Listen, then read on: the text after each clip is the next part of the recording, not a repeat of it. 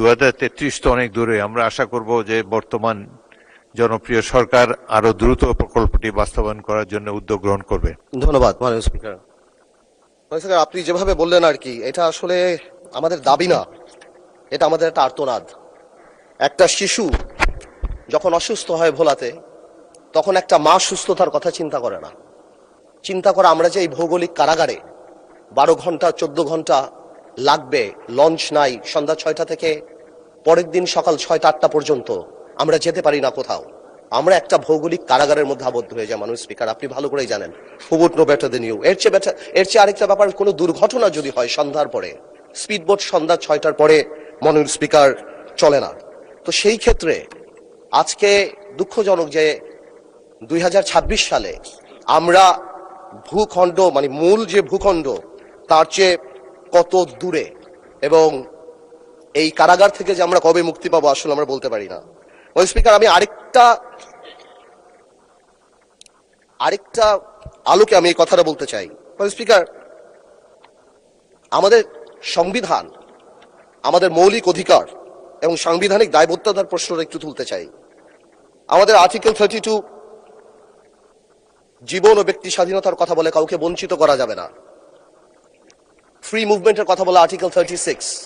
ওই দিন আমাদের সম্মানিত আইনমন্ত্রী সাহেব একটা কথা বলেছিলেন, স্ট্যাচুটরি ইন্টারপ্রিটেশনের কথা, লিটারাল রুলের কথা। আপনি স্ট্যাচুটরি ইন্টারপ্রিটেশনের লিটারাল রুল দেন, কন্টেক্সচুয়াল অ্যাপ্রোচ যান, পারপোসিভ অ্যাপ্রোচ যান, ডাইনামিক অ্যাপ্রোচ যান, টেলজিক্যাল অ্যাপ্রোচ যান, লিভিং ইনস্ট্রুমেন্ট লিভিং অ্যাপ্রোচ যান, যেখানেই যান এই 32 সুস্বাস্থ্য, এই 32 চিকিৎসার নিরাপত্তার কথা বলে।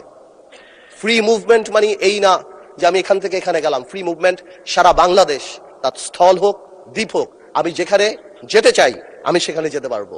কিন্তু আজকে আমরা কেমন জানি একটা অস্থায়ী অবহেলার মধ্যে পড়ে গিয়েছে মাননীয় স্পিকার। তাই বলবো, শুধুমাত্র ইকোনমিক ফিজিবিলিটির দিকে তাকানোর না, আমার সাংবিধানিক যে অধিকার, এবং এটা সুপ্রিম কোর্টের অনেক রুলিং আছে, এবং আপনি যেখানেই যান, আপনি যদি ব্রড ইন্টারপ্রিটেশনে দেখেন, আমি বাংলাদেশের যে কোনো জায়গায় যেতে চাই কোনো বাধা ছাড়া। কোনো ধরনের ফিনান্সিয়াল বাধা বা অবস্ট্রাকশন বা এই ধরনের অবস্ট্রাকশন এটা কোনোভাবেও সংবিধান অ্যালাউ করে না, এবং সংবিধান এখানে পজিটিভ দায়িত্ব দেয় রাষ্ট্রকে যে আমার এই বাধা সুনিশ্চিত করা। মাননীয় মন্ত্রী সাহেব 17,000 কোটি টাকা বলেছে, 17,000 কোটি হোক বা 25,000 কোটি টাকা হোক, আমার মৌলিক অধিকার এখানে অ্যাট স্টেক। সুতরাং উই নিড দ্য ব্রিজ। আপনি যেভাবে বললেন স্বপ্নের ব্রিজ, এটা আমাদের সাম্যের অধিকার, সাম্যের প্রতীক, এটা আমাদের অধিকার। এবং আমি সম্মানের সাথে মাননীয় মন্ত্রী সাহেবকে জিজ্ঞেস করব কবে নাগাদ এই ব্রিজ আরম্ভ হতে পারে এবং কত দিন লাগতে পারে, এবং আমি